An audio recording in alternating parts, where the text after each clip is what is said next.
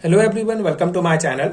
आज हम इस वीडियो में बीएससी फर्स्ट सेमेस्टर केमिस्ट्री का जो यूनिट सेकंड है chemical bonding part 1 ionic bond, इस चैप्टर को स्टार्ट करेंगे। आज हम पहला टॉपिक डिस्कस करेंगे जो है आयनिक बॉन्डिंग। आयनिक बॉन्डिंग क्या होता है, बेसिक इसका कॉन्सेप्ट है, एग्जांपल्स के द्वारा देखेंगे। ये बीएससी फर्स्ट सेमेस्टर के न्यू सिलेबस जो एनईपी के द्वारा प्रोवाइड किया गया है, उस सिलेबस के अकॉर्डिंग नोट्स है, रिटन नोट्स है, जो डेफिनेटली आपके बीएससी सेमेस्टर एग्जाम्स के प्रिपरेशन के लिए बहुत हेल्पफुल होगा। सो स्टार्ट करते हैं। आयनिक बॉन्ड क्या होता है, आयनिक बॉन्डिंग क्या होता है। बहुत सिंपल सा कॉन्सेप्ट है। इसका थ्योरी जो है, थ्योरी जो नोट्स है मैं आपको प्रोवाइड कर रहा हूं, इसको आप डायरेक्टली अपने थ्योरी एग्जाम्स में अप्लाई कर सकते हैं। सो आयनिक आबंध, आयनिक बॉन्डिंग क्या होता है। आयनिक बंधन रासायनिक बंधन का एक प्रकार है जो विपरीत आवेश वाले आयनों के बीच इलेक्ट्रोस्टैटिक आकर्षण के कारण बनता है। जब किसी तत्व का एक परमाणु अपने बाहरी कक्ष के इलेक्ट्रॉन को खो देता है और दूसरा तत्व उस इलेक्ट्रॉन को प्राप्त कर लेता है, तो उनके बीच विद्युत आवेश धन आयन और ऋण आयन के आकर्षण के कारण जो बंधन बनता है उसे आयनिक बंधन, आयनिक बॉन्ड कहते हैं। ठीक है, तो ये हो गया थ्योरी पॉइंट, बेसिक है ना। अगर इसका कॉन्सेप्ट आपको समझना है तो इस डायग्राम से आपको समझ में आएगा।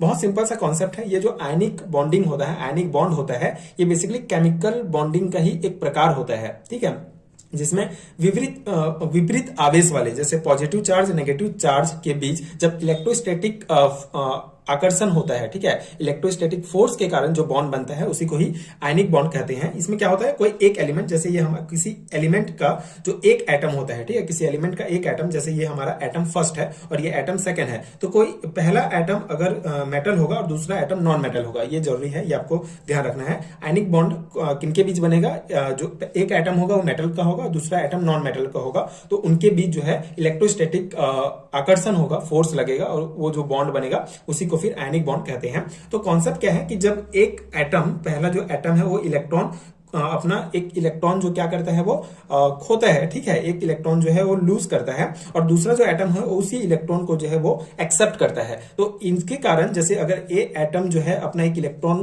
खो देगा तो उसमें पॉजिटिव चार्ज आ जाएगा और ये उस इलेक्ट्रॉन को अपने जो है अपने तरफ अट्रैक्ट करेगा और जो है वो प्राप्त कर लेगा, ठीक है, उस इलेक्ट्रॉन को ये एक्सेप्ट कर लेगा। तो इसके कारण इस एटम में जो है नेगेटिव चार्ज आ जाएगा। तो इस पॉजिटिव एंड नेगेटिव चार्ज के कारण इन दोनों एटम के बीच एक इलेक्ट्रोस्टैटिक फोर्स काम करेगा, जिस फोर्स को ही आयनिक बॉन्ड कहा जाता है। ठीक है, जब एटम फर्स्ट मेटल का और एटम सेकंड नॉन मेटल का आपस में बॉन्ड बनाएगा तो ये आयनिक मॉलिक्यूल बनेगा। ठीक है, अब इन आयनिक मॉलिक्यूल कैसे बनेगा, जब इन दोनों एटम के बीच ये इलेक्ट्रोस्टैटिक फोर्स काम करेगा और इसी इलेक्ट्रोस्टैटिक फोर्स के कारण जब ये दोनों बॉन्ड बना लेंगे, जुड़ जाएंगे आपस में, तो इसी बॉन्ड को ही आयनिक बॉन्ड कहा जाता है। ठीक है, यही बेसिक कॉन्सेप्ट है। आई होप आपको समझ में आ गया होगा। कोई एक एटम इलेक्ट्रॉन खोता है तो उसमें पॉजिटिव चार्ज आएगा, उसी इलेक्ट्रॉन को दूसरा एटम ग्रहण करता है तो उसमें नेगेटिव चार्ज आ जाएगा और पॉजिटिव और नेगेटिव चार्ज के जो एटम है उन दोनों के बीच फिर एक बॉन्ड बन जाएगा इस चार्ज के कारण, तो उसको ही आयनिक बॉन्ड कहा जाता है। अब इसका अगर हम एग्जांपल देखें तो सोडियम क्लोराइड NaCl में सोडियम और क्लोरीन के बीच आयनिक बंधन होता है।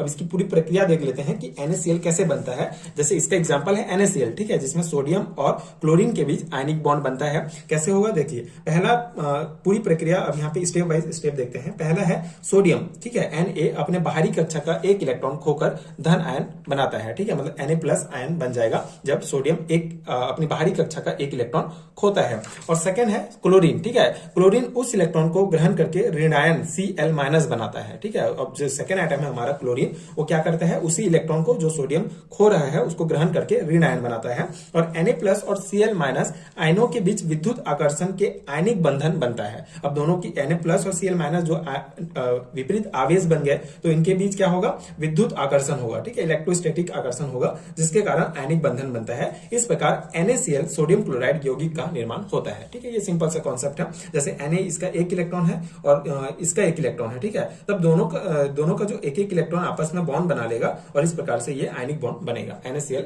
कंपाउंड हमारा बनेगा। ठीक है, तो ये हो गया सोडियम क्लोराइड का फॉर्मेशन। सेकंड एग्जांपल में आप कैल्शियम क्लोराइड का फॉर्मेशन कैसा होता है उसको लिख सकते हैं।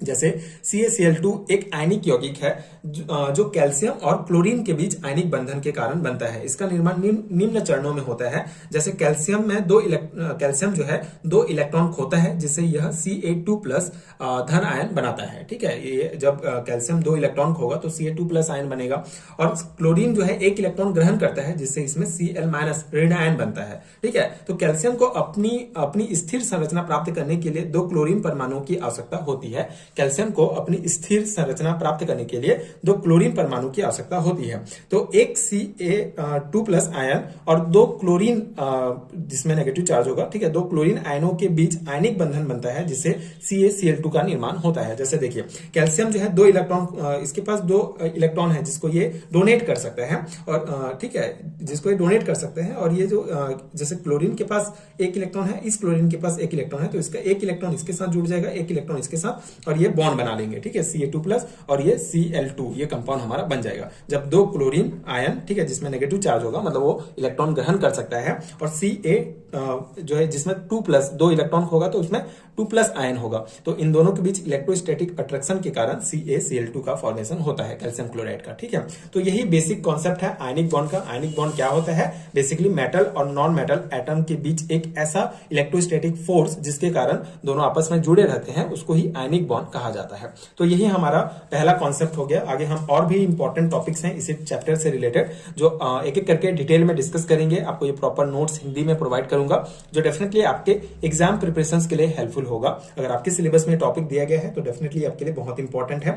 इसके अलावा अगर आपको हैरिटन नोट चाहिए बीएससी सेमेस्टर एग्जाम्स के लिए, एमएससी सेमेस्टर एग्जाम्स के लिए, तो नीचे डिस्क्रिप्शन बॉक्स में आपको पीडीएफ स्टोर का लिंक मिलेगा, वहां से आप चेक कर सकते हैं एंड हैरिटन नोट्स डाउनलोड कर सकते हैं। जैसे अगर इस चैप्टर की बात करें, रासायनिक आबंध फर्स्ट केमिकल बॉन्डिंग पार्ट 1, तो इस चैप्टर में आपको यहाँ पे आप टॉपिक देख सकते हैं। इन सभी टॉपिक्स को डिटेल में पढ़ना है आपके सेमेस्टर एग्जाम्स के लिए। हर एक टॉपिक बहुत इंपॉर्टेंट है, हर एक टॉपिक को आपको डिटेल में थ्योरी एग्जाम्स के लिए प्रिपेयर करना है। तो अगर आपको इन सभी टॉपिक्स का डिटेल रिटर्न नोट चाहिए पीडीएफ फॉर्म में, जिसमें एक पीडीएफ में सभी टॉपिक्स कवर होंगे, 55 पेजेस के नोट्स हैं जो कंप्लीटली हिंदी में है, जो डेफिनेटली आपके एग्जाम प्रिपरेशन के लिए बहुत हेल्पफुल होगा।